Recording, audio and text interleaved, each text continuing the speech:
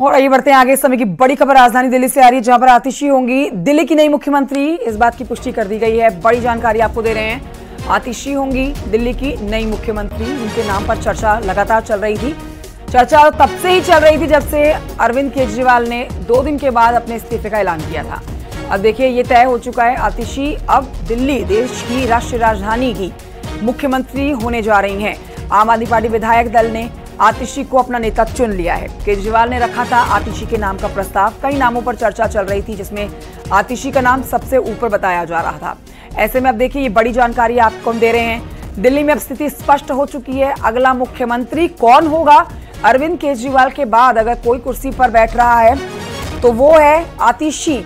अनूप गुप्ता और जानकारी हमें देंगे। इस समय लाइव हमारे साथ मौजूद हैं दिल्ली से। सीधे रुख करेंगे अनूप गुप्ता की तरफ। अनूप, इस बात की चर्चा तब से ही चल रही थी जब से अरविंद केजरीवाल ने 2 दिन के बाद इस्तीफे का ऐलान कर दिया था। कई नाम थे इस लिस्ट में, लेकिन आतिशी के नाम की चर्चा सबसे ज्यादा जोरों से हो रही थी। अब इस बात की पुष्टि भी कर दी गई है।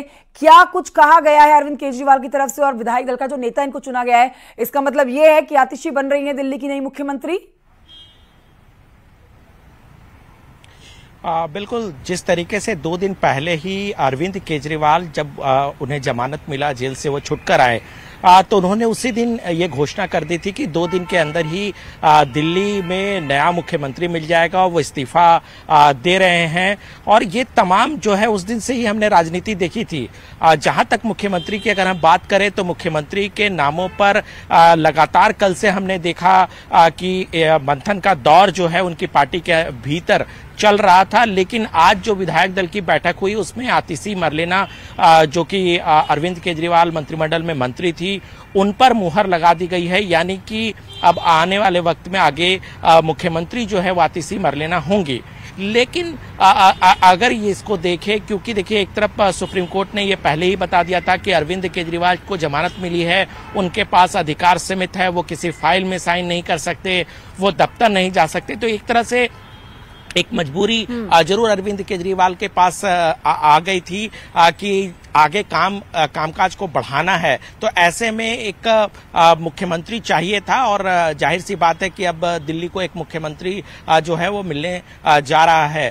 लेकिन इसको मास्टर स्ट्रोक के तौर पर ही भी देखा जा रहा है, क्योंकि अरविंद केजरीवाल ने पहले ही साफ कर दिया है कि जिस तरह से उन पर आरोप लगे हैं, अब वो दिल्ली की जनता से मैंडेट लेंगे, दिल्ली की जनता के दरबार में जाएंगे और उसके बाद अगर दिल्ली की जनता उन्हें मैंडेट देती है तो वो फिर से मुख्यमंत्री बने। इसको अगर हम देखें तो जाहिर सी बात है इसको भी एक मास्टर स्ट्रोक के तौर पर देखा, वो अब खत्म हो गया है और आतिशी मरलेना वाकई में अनूप ये राजनीतिक रूप से लिया गया एक बड़ा फैसला है। बस छोड़ दूंगा और जल्द ही दिल्ली के वासियों को नया मुख्यमंत्री मिलेगा। उसके बाद से छोड़ना था, तब तो छोड़ा नहीं।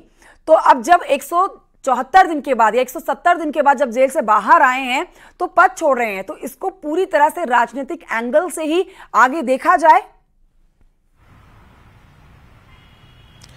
देखिए आपको बता दूं कि इतिहास में कामकाज पूरी तरह से ठप रहा, उसके बावजूद भी वो इस्तीफा नहीं दे रहे थे। आपने इससे पहले इस तरह का उदाहरण नहीं देखा होगा।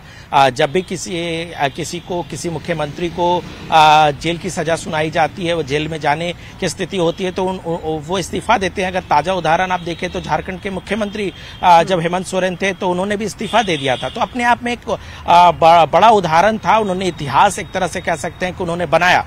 लगातार उस समय भी बीजेपी लगातार दबाव बना रही थी कि जब वो जेल में हैं तो ऐसे में दिल्ली का विकास पूरी तरह से रुक सा गया है, तो मुख्यमंत्री पद से उन्हें इस्तीफा देना चाहिए। लेकिन उन्होंने इस्तीफा नहीं दिया और जब वो बाहर आए तो उन्होंने इसका कारण भी बताया कि उन्होंने क्यों नहीं जेल से इस्तीफा दिया। और अब जेल से बाहर आने के बाद उन्होंने के अंदर रहते भी अरविंद केजरीवाल पहले ऐसे मुख्यमंत्री बन गए हैं जो जेल में रहते ही उन्होंने कई 2 दिन के बाद इस्तीफा देने की जो बात कही, जिसके बाद अब दिल्ली में नई मुख्यमंत्री आतिशी तो होंगी, लेकिन राजनीति भी चरम पर रहेगी। अनूप, बहुत शुक्रिया आपका जानकारी के लिए।